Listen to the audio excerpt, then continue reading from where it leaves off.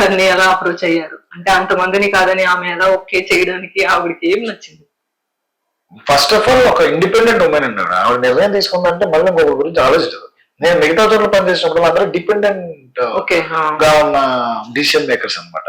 Second opinion తీసుకోవాలి, third opinion, infinity opinions అనమాట. ఆ ఇన్ఫినిటీ ఒపీనియన్స్ చాలా కొట్టుకుపోయారు.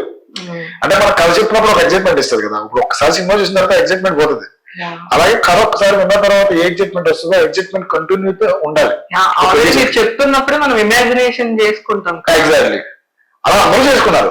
బట్ వెళ్లే దారిలో కొత్తలతో సినిమా ఏంట్రా మాకు ఎంత పోయినాయి అని పక్కన వాళ్ళు చెప్పడం కానీ, అమ్మో ఇంత రాసైపోద్ది, లేకపోతే ఫలానా పెళ్లి చూపుల్లాగా మనం కూడా ₹1,00,00,000 చేసేద్దాం సినిమా, ఫలానా కంచరపాలలాగా ఇంతలో చేసేద్దాం సినిమా.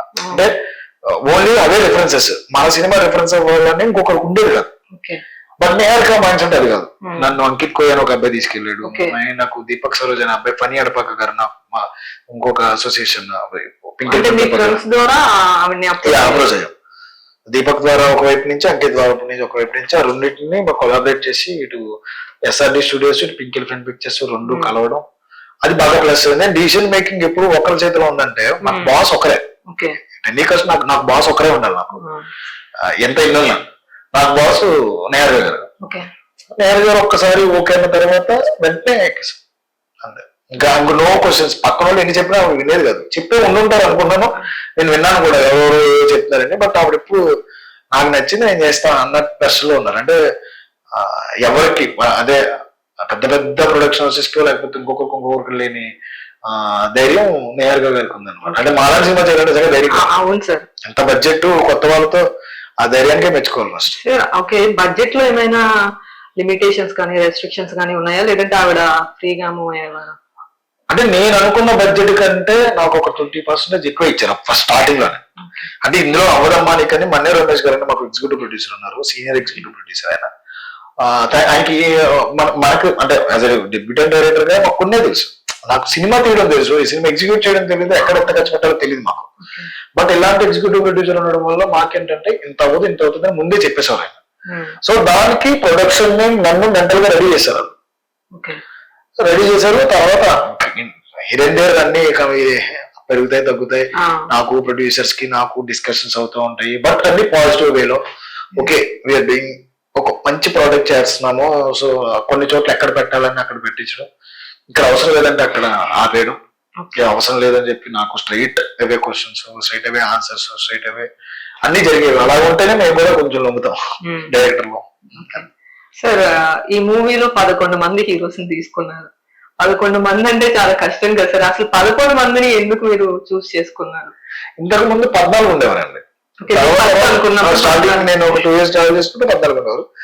తర్వాత ఈ క్యారెక్టర్ వల్ల మనకు ఉపయోగం, ఈ క్యారెక్టర్ ఉపయోగం అలా తెలుస్తూ ఉంటాయి కదా. ఫైనల్ 11 అయింది. 2022లో ఎప్పుడో 11 చేశాను, 23లో ఎప్పుడో 11 చేశాను దాన్ని. ఆ తర్వాత అంటే కొంచెం అంటే మొన్న చిరంజీవి గారు కలిసినప్పుడు కానీ అందరూ చెప్పినప్పుడు ఇంపార్టెన్స్ లేని క్యారెక్టర్ అంటే ఏది ఉంటుంది సినిమాలో. ఎందుకంటే నేను మా ఊర్లో మాకు 10 మంది 15 మంది బ్యాచ్ ఉంటారు, అందరూ హీరోలే. ఎవరి లైఫ్ లో ఆ గుంపులో అందరూ హీరోలే. వీడు హీరో కాదు. మన బ్యాచ్ లో ఒక లీడర్ ఉంటాడు, ఒక చిచ్చరిగాడు ఉంటాడు, కోతుగాడు ఉంటాడు, ఒక నాటీ ఫిల్లో ఉంటాడు, క్యూట్ ఫిల్లో ఉంటాడు, ఒక అమాయకుడు ఉంటాడు, ఒక మందాగేవాడు ఉంటాడు. ఇలా అందరూ ఆ సినిమా ఈ సినిమాకి బాగా వర్కౌట్ అయింది.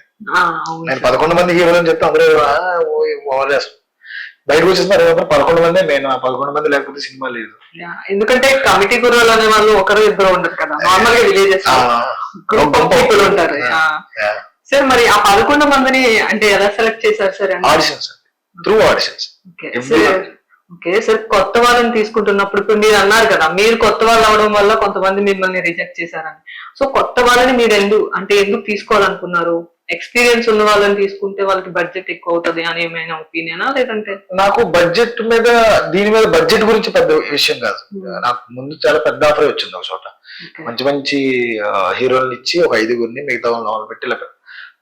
బట్ ఏమవుతుందంటే ఎప్పుడైతే ఒక బ్యాగేజ్ ఉన్న యాక్టర్, ఒక బ్యాగేజ్ ఉన్న హీరో వస్తారో డెఫినెట్లీ వాళ్ళ ఫ్యాన్ ఫాలోయింగ్ లోనో వాళ్ళకంటూ ఒక ఫ్యాన్ బేస్ లోనో డెఫినెట్లీ వాళ్ళ ఫ్యాన్స్ వాళ్ళు కొంత కోరుకుంటారు కథలో. ఇప్పుడు నేను అవైలబుల్ చేసుకుంటా ఉంటే నా కథ చచ్చిపోతుంది. ఓకే. అదే నేను కొత్త వాళ్ళు తీసుకొచ్చామంటే కథ మీద కాన్సన్ట్రేషన్ నుండి క్యారెక్టర్ పెరుగుతాయి. ఈ రోజు జరిగింది మాకు అదే. ఏదైతే మేము డిసిషన్ తీసుకున్నామో, నేను కానీ నిహారిక గారు కానీ పని గారు కానీ కొత్త వాళ్ళతో వెళ్దాము, బడ్జెట్ ఏం కావాలన్నా ఫ్రేమ్ మీద పెడదాం. సో నాకు ఆ బడ్జెట్ తగ్గింది, నాకు ఫ్రేమ్ మీద బడ్జెట్ పెరిగింది.